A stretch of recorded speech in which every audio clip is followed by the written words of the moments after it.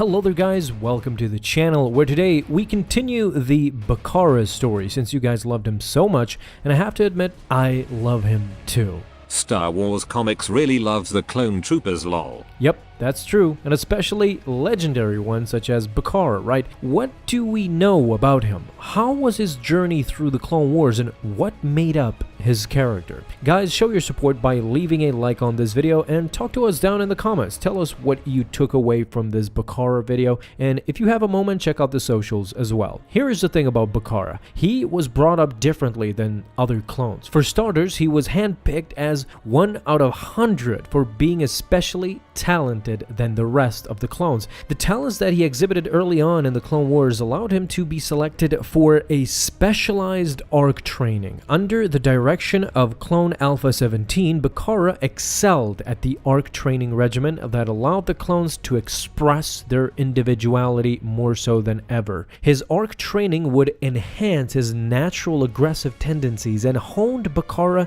into an even more finely tuned machine for war. Following his completion of the ARC program, Bacara instituted his own tough training program for the soldiers under his command. Now, under this leadership and direction, the Galactic Marines were eventually trained into a highly efficient and elite quick reaction force. His leadership was again demonstrated on the world of New Bornalex, which saw a fierce battle erupt against the Separatist forces and the Galactic Marines under Bacara's command. During the battle, the Marines found that their prototype weapons had malfunctioned and were left with only their suit-enhanced strength to fight with. The Marines, of course, refused to surrender or even retreat. Naturally, then Bacara issued the order to advance. Keep in mind, without weapons, knowing full well that that order may have now resulted in the death of his soldiers that were under his command. But this was not the case, guys. Bacara and the Marines demonstrated their bravery and dedication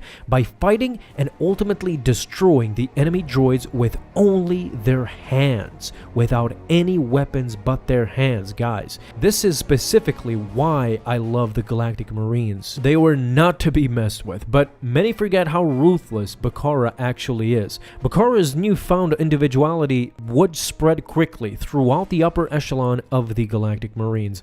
Being one of the most independent and outspoken of the ARC commanders, Bacara expected nothing but the best from the soldiers under his command. He wanted only the best to serve in the Galactic Marines such as himself. If that was not the case, Bacara would not hesitate to intentionally transfer to another unit whose clone troopers failed to meet his high expectations just to put them in line. This camaraderie between the clones saved a lot of clones in the end. When the Marines developed a fraternal bond within the group, they often chose to take extra measures just to ensure their fellow soldiers would survive. In the end, everything came to a halt when Order 66 was executed. Bacara killed his Jedi General, Ki-Adi-Mundi, together with the rest of the Marines. Not only that, but the Republic that Bacara worked hard to protect was suddenly gone, and the Grand Republic army with it. Not much else is known about Bacara afterwards. We can only speculate, so if you guys want me to make another video tomorrow going in detail about what might have happened to Bacara after Order 66, go ahead and leave a comment down below. I'll be sure to use every resource we have available to find out what might have happened to this magnificent clone. Guys, thanks a lot for stopping by, and if you enjoyed, leave a thumbs up and hit that bell to get notified the moment a new video is up. Have an awesome day, my friends, and may the Force be with you always.